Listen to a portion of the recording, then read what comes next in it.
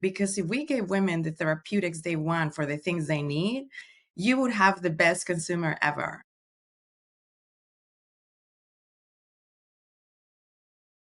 This is our first episode that focuses on a very new and exciting field of decentralized science. And we have a very special guest today, Laura. She is a founder of the first women's health R&D funding, AthenaDAO. Laura, welcome and thank you so much for coming. I'm super excited for today's conversation. Thank you so much for having me. And I'm so honored to be the first guest for Decentralized Science. And especially because we are, the first DeSci DAO to focus on women's health R&D.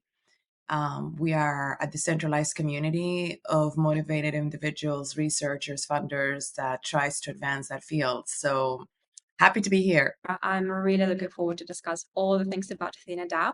But I guess before we jump into really understanding what AthenaDAO is and your goals and aims with this, I would love you to explain in simple terms what is decentralized science and for people that are not familiar with this field, how is it different from centralized traditional science, and why do you think DeSci is gaining so much momentum?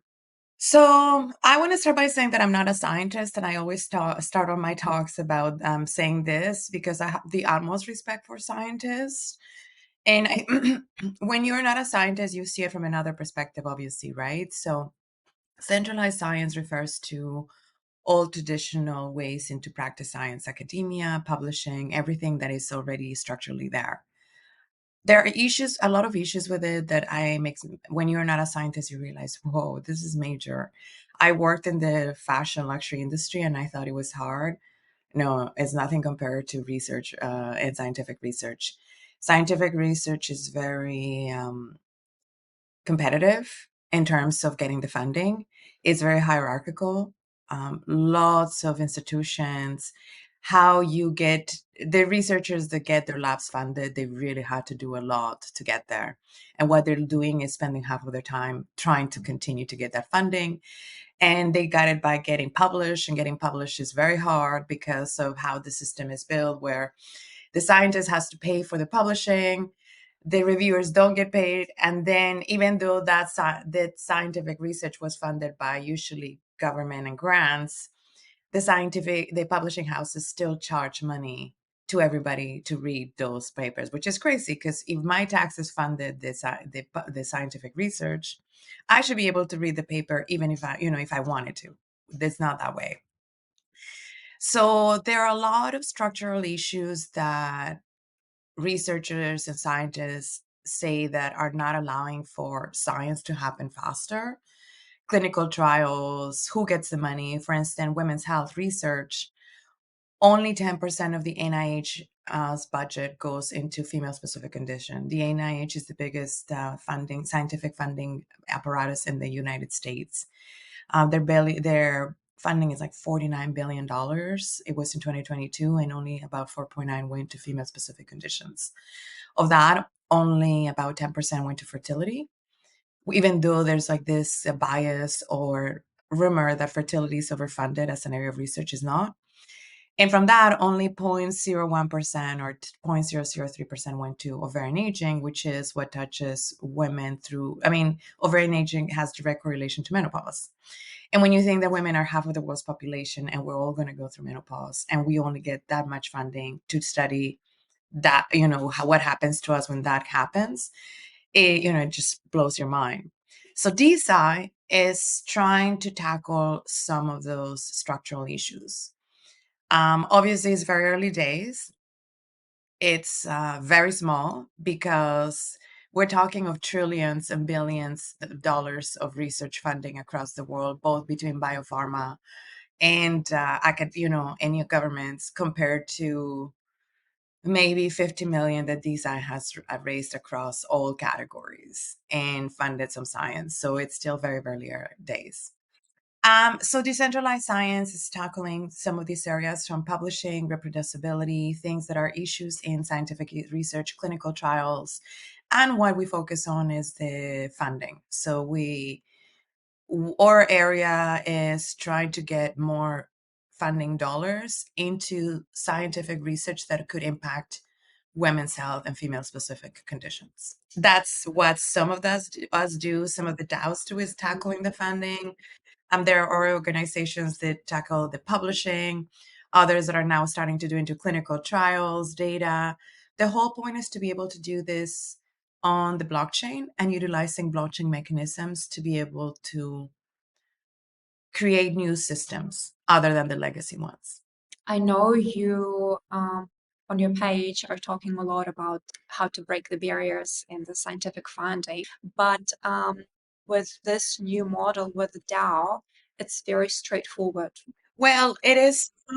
It's supposed to be much more straightforward in the sense that when a researcher submits a scientific project, they take 45 minutes, not 3 months, 6 months. Obviously, also the funding is not as big. We're not going to ask you to do a 6 month submission when our biggest check site is $150,000. Sometimes scientists spend months writing a grant, but they're going to get $5, $6 million in a go, which means they don't have to worry they don't have to worry about funding for 2, 3 years. For us, I don't call it so much breaking barriers because until we don't have $100 million and are able, or $200 million and are able to fund some serious science and are very fast, it's really trying to experiment new novel mechanisms of funding. And in particular for women's health, I don't know for the other areas of funding that DAOs are trying to tackle, it's very specific because there is a huge market gap in women's health in the sense that we've pigeonholed women's health as femtech, which is digital health and medtech. And that is a problem because we're not tackling biological issues. We're not collecting samples. We're not finding the real biological reason for a lot of the conditions that women have. So instead of being able to diagnose things like endometriosis or treat things like PCOS, we're using apps to try to monitor and manage. And that's not enough. We need to actually create the libraries, the sample libraries. We need to actually figure out if there are therapeutics that could tackle this, and diagnostics, because the endometriosis today takes about a decade to diagnose and about 9 operations, which are very invasive. It's very painful for women. So it's nice to have the apps, but it's not enough. And what happens right now is that when you go to a venture capitalist that works in biotech, they don't have any due diligence or a program for women's health because it's not a category. And when you go to femtech startups to talk about hard science, femtech funds to talk about hard science startups, they're like, we don't have a way to do the diligence. This is not our vertical, because how the fund measures the metrics of growth or how they can how they can say this is a startup that is continuing to grow is very different from science. Science takes seconds. Apps, you have very specific metrics of growth that you have to see over time, and that's what the startup gets the funding for. So in women's health, we're really tackling more of a very, very basic unmet market because scientific research scientific research is not there to create the companies that have hard scientific research to have more molecules and diagnostics. That's what we focus on, and it's a new novel mechanism way of looking at things that is badly needed in this area of scientific research simply because of how many barriers of entry there are to for people to actually create companies in the space. I would want you to take a step back, and like all the things you have discussed are amazing. It totally makes sense that it's very underfunded area and there's so much potential for the investment. Can you please explain what AthenaDAO is?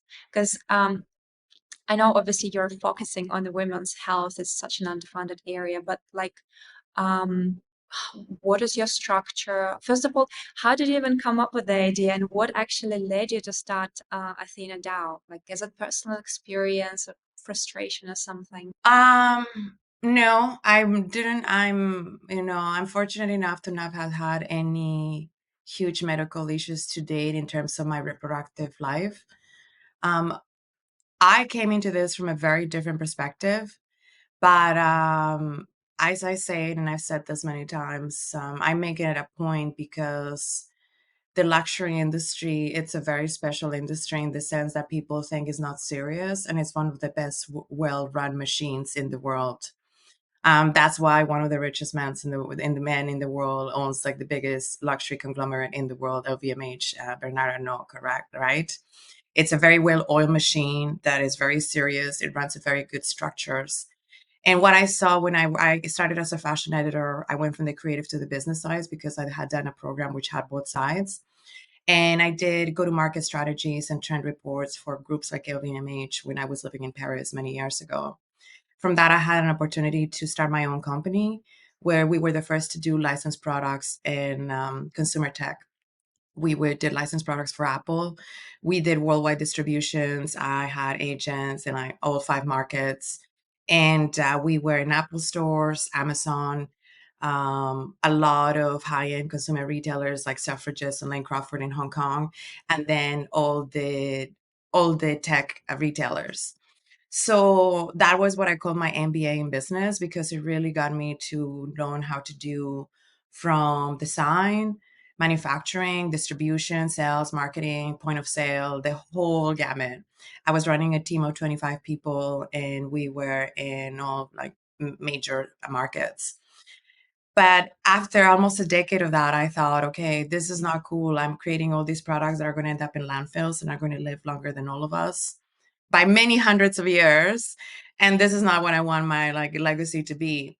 So my partner and I, we were going in different directions, sold the business. So when I was looking for my next thing, I wanted to be something that had high impact, could make money, and was interesting because you still have to, pay your bills at the end of the day. And I have an entrepreneurial spirit. I do think that in the end, it's important that people see a business opportunity for them to be attracted.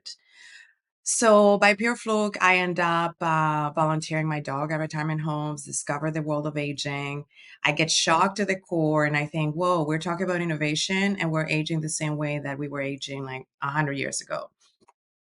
Do a market study on that, get very disappointed because it was all about the status quo. Instead of thinking, how do we avoid somebody ending up at their retirement home? It was, how do we make sure data gets processed correctly and how do we put diapers on people? I'm like, no way. So that led me to longevity biotech, which I thought was prevention and regeneration, which is what I want, right? It's how do we prevent disease? Get really into the field. The pandemic happens. I happen to connect with a lot of people in the field in Clubhouse. They get interested in listening to me, and I get to interview the biggest researchers in the world, startups, researchers, everybody in the longevity field. So that's how I end up joining VitaDAO because that's when they started. And from being there, one thing that I learned a lot about was reproductive longevity. It really shocked me. I didn't know about this, how much menopause affects women, how it's a big event change for us in our health. And then when I was trying to push projects in VitaDAO, I was not having any success because it was mostly male dominated and they didn't think that ovarian aging was interesting or important. So I'm like, you know what? If I can do it here, let me just go do it somewhere else. And that's how AthenaDAO was born. And the thing with when you're motivated by a mission, it doesn't matter where you do it. It's just getting it done, and that's the impetus that we have with, and specifically for women's health. I don't see women's health as an overlooked or as an underfunded area. I see it as an overlooked area because it's a business. Women make 80% of the consumer spending in the world. From working in the luxury industry, I know what women are capable of buying. I know that they're the decisions maker at home. So this is just about not giving women what they want and need. That's all. It's not about, oh, poor women, because women's health is considered like sometimes an NGO category or like philanthropy, or we need like your charity money. And I'm thinking, this is so wrong because if we gave women the therapeutics they want for the things they need, you would have the best consumer ever. And I think women are very powerful. We don't know about this. I didn't know about this 4 years ago. And I think that once they figure out this is an issue, that the reason they go to a doctor is because we're not doing the scientific research that impacts them. When we have that true click moment in a high vol, like in very big numbers, everything's going to change. So I think AthenaDAO was just not so much of personal experience, but to be honest, seeing an opportunity. I am obsessed with menopause, and it's going to be probably too late for me, but it really got me thinking about my reproductive journey.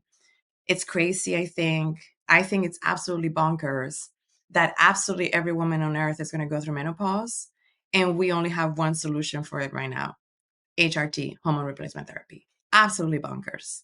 It doesn't make sense. It's like my brain is, that meme where you're like, so I see it as a developing opportunity. I think in 10 years, we're going to look, there's going to be a lot of case studies of how ignoring women's health was one of the biggest mistakes in business history. And specifically ignoring the research that tackles a $600 billion market opportunity, which is menopause. And that's why also I thought, okay, let's try this experiment of novel funding mechanisms to tackle this area, which has so much opportunity. And it's so dear to my heart because I'm a woman myself. It's only when you actually say it out loud about that there is only one solution for the menopause. It's start of kind of makes sense. So totally makes sense. There's obviously, as I said, $600 billion opportunity. $600 Billion. billion is being So that actually kind of also answers my question. Like one of the questions I wanted to ask was how AthenaDAO is different from, let's say, traditional foundation, because as you said, there are NGOs and they want to, okay, there's a problem, there's some disease, and okay, let's fund it. So I understand now how AthenaDAO differs from it, but if I may ask, so what sort of business model we are looking at?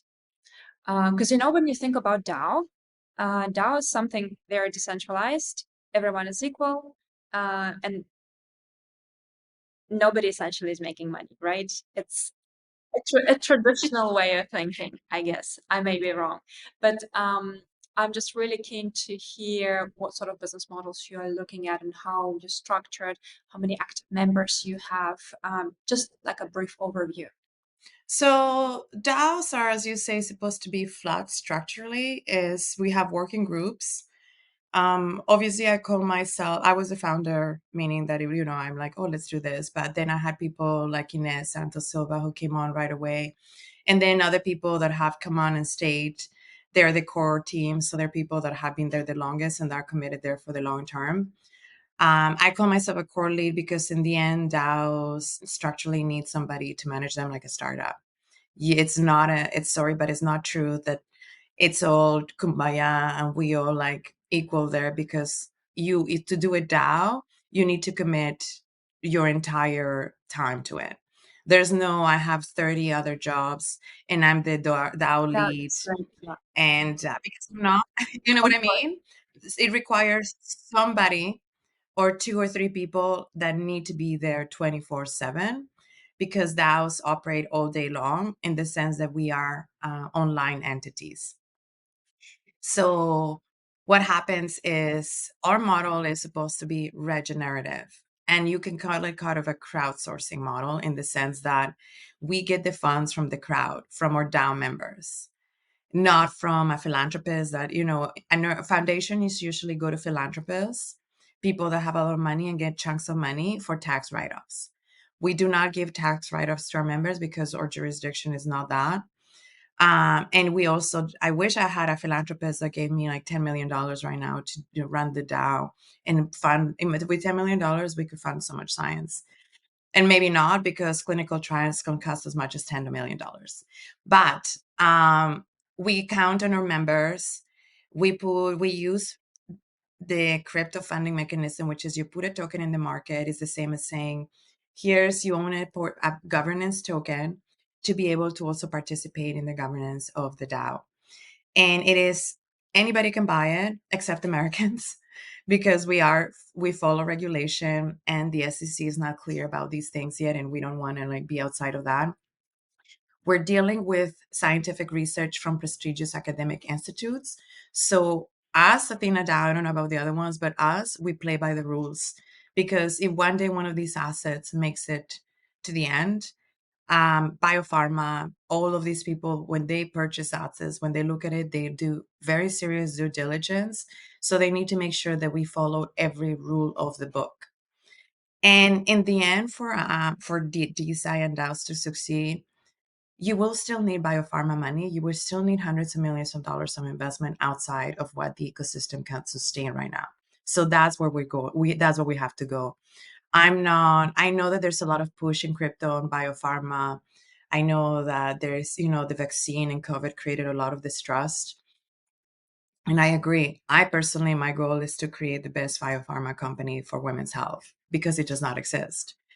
Biopharma spends only 2% of their R&D in female-specific conditions, so for us, it's not even a problem. Don't worry, biopharma is not knocking on our door to take our assets. So if anything, it would be good, but this is not where they're focusing in any case. So Why do you think they're not focusing? Why do you think they're, as you said, overlooking this field?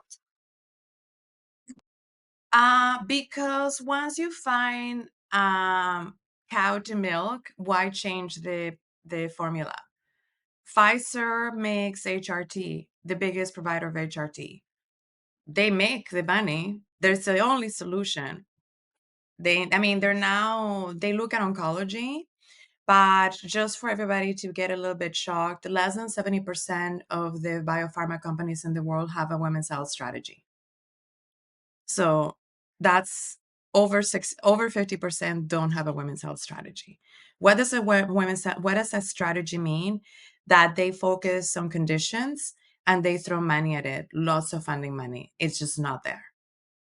So there's also developmental pipelines, and the reason biopharma companies are sitting in lots of cash, they have to spend it. But it's also not their fault that there are not enough assets that are at like the 100 to $300 million exit, which is what biopharma operates on. When they buy assets that have much more further along developmental pipelines. And why don't we have those assets? Because of what I told you. We're not putting money in the science. There's not enough unicorns. There's not enough companies in the women's health vertical that have made a proof of concept to say this is something that people want to. Investing is, they call it pattern matching game. So there's no pattern in women's health. So they're like, this is not a category that we need to put money on. And that's why pharma is also like, there's no pipeline for us to put money on. Why? Because there's not even money to put money in the science. And yesterday, ARPA-H, they had announced $100 million for women's health.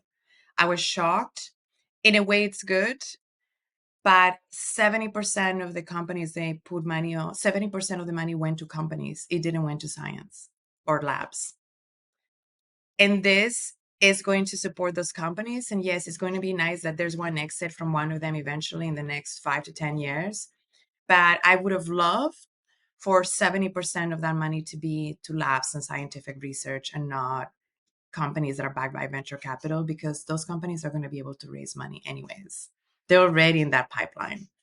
If we don't get more companies more scientific research funded, and more companies started with hard science, we're going to have a harder time proving that concept that women's health, it is the massively looked opportunity.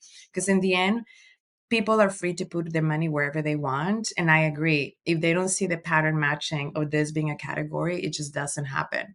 So to get back to your question, biopharma doesn't have most women's health strategy for most.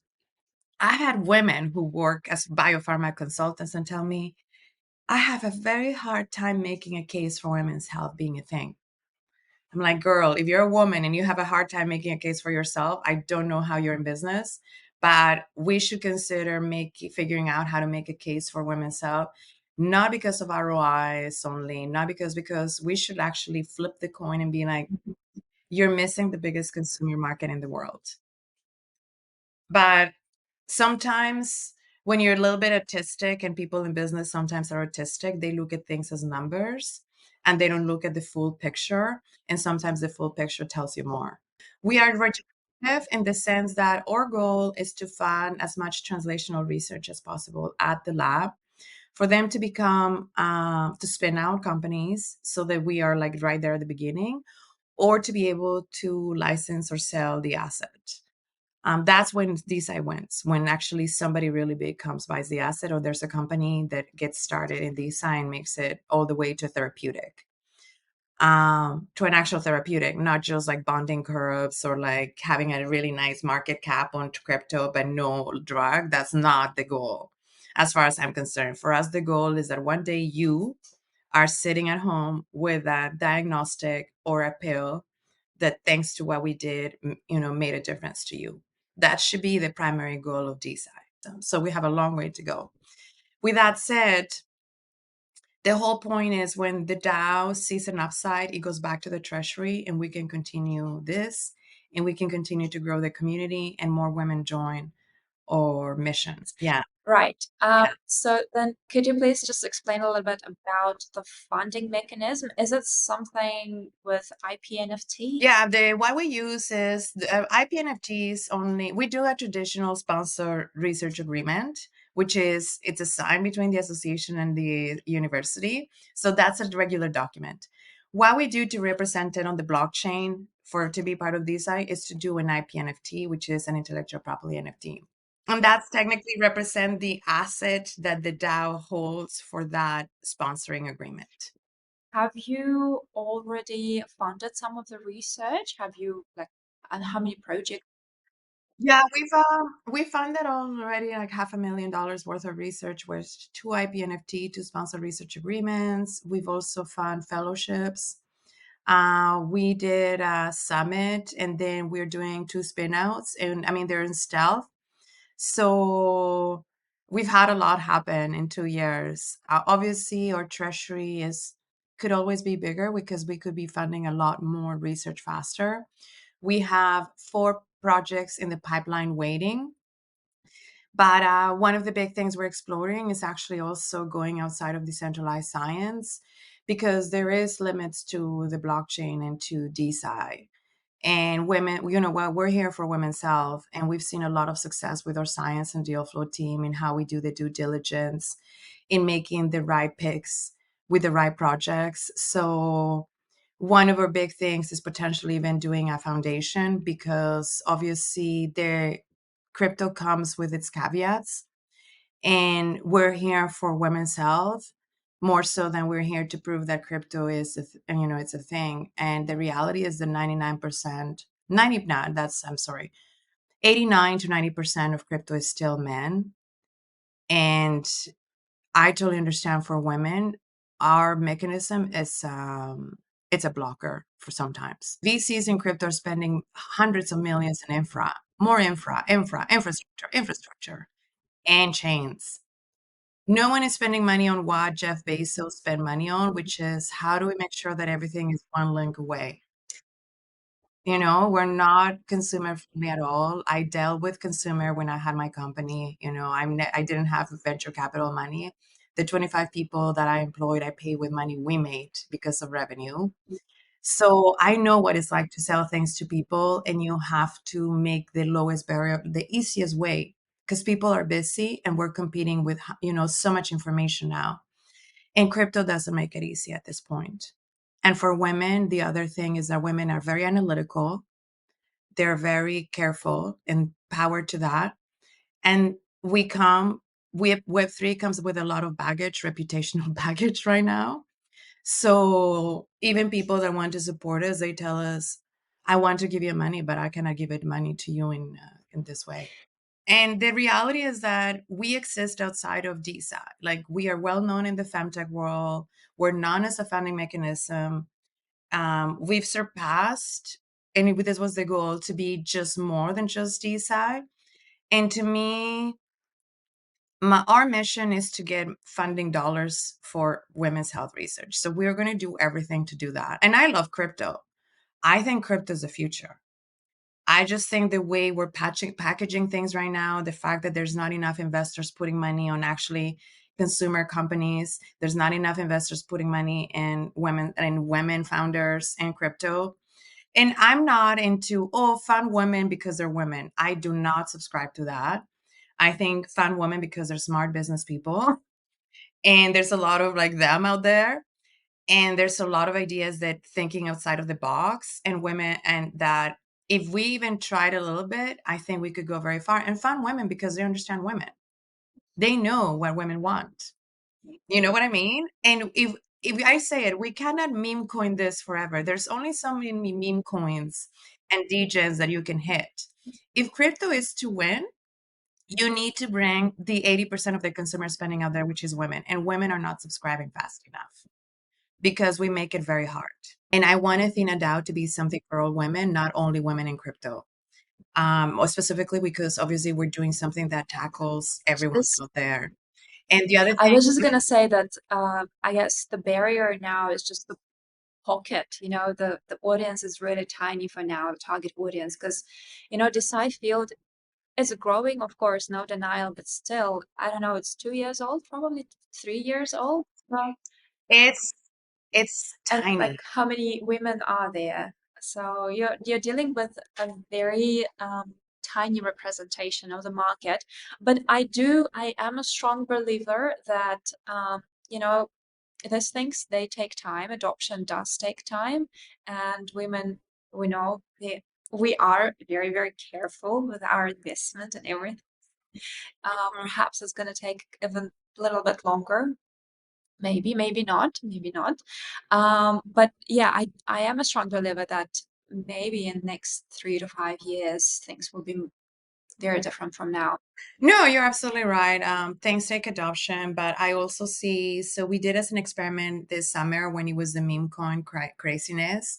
We wanted to see how that, it was just more an experiment between some of the DAO members and us. It had nothing to do with Athena DAO, like it was outside, because we're very, Athena DAO is its own thing that we are very careful with, simply because we have a good reputation with researchers, very prestigious academic institutes, funds, and everything else. So we did this experiment outside as a personal thing to try. And it was basically the notion that a meme coin. And we saw the adoption of that, how many people joined our Telegram in like minutes, hours, how fast it went. It was insane. And it made us realize how tiny DeSci is because we never experienced this. And we don't see it in any other DAO or anything. So we have a long way to go even to DeSci to convince crypto. Never mind DeSci, convince people outside of crypto. Wanted to ask you, how do you see the future of design the next 5 to 10 years? And um, how do you see traditional companies in pharma? Do you think they are gonna participate in this as well, or they're gonna stay away from this? Because I know Vita DAO, as far as I remember, I might be wrong. I think Pfizer invested in them. So Yeah. do you think there will be more and more such cases? What I'm thinking for us is I think there's going to be a V2 of DeSci or a V3. It's not necessarily going to be this version. And I think that's going to have to happen for it to succeed. I think the blockchain is here to stay. Really love crypto. I think it's done a lot for a lot of people and it's going to continue to do a lot. Even the big players are now using, I mean, people don't know, but Fortune 500 companies are using the blockchain in their systems. So this notion that blockchain is outside of industry is not, because the blockchain as a technology is out there and it's where things are going. Who's going to control it is the big thing, right? Because technically the dream is decentralization, but even you see it in a lot of crypto right now, it's all centralized. And we're going to have to come to a reckoning to really talk about, are we decentralized or are we not decentralized? Because a lot of it is marketing words. I think for D side, there'll be a V2, V3, and that's when it'll succeed, like really big. It will require, as you said, maybe a couple more years, maybe new DAOs, new mechanisms, new organizations. For AthenaDAO, what I'm seeing is something where our focus is more on making sure that we get there out there to women. And if we can use crypto, grade, and if we don't have to, also grade. Our mission is to fund women's health research, fill the gap in that translational part where we want to get our mission, and it's on our first page in our pitch deck, is more R&D will lead to more data. More data will lead to better scientific startups. Those will lead to more funding and more solutions to women. And that gives us options. So that's our mandate, with crypto or without crypto. I would like to see, obviously, decentralized science succeed. I think we have long ways to go. And also crypto has long ways to go to actually meet the biggest consumer market in the world, which is women. We're not paying enough attention to them, and more infrastructure is not going to cut it. Bonding curves is not how you get people in. It's actually getting solutions to people. And when they see this is what's going to make a difference in terms of people clicking with the idea. So I encourage a lot of people, people to get in and make up their own rules and their own game, so that one day this becomes as huge as it should be, and that we truly focus on the science and not recreate the same structures that exist outside in the legacy world.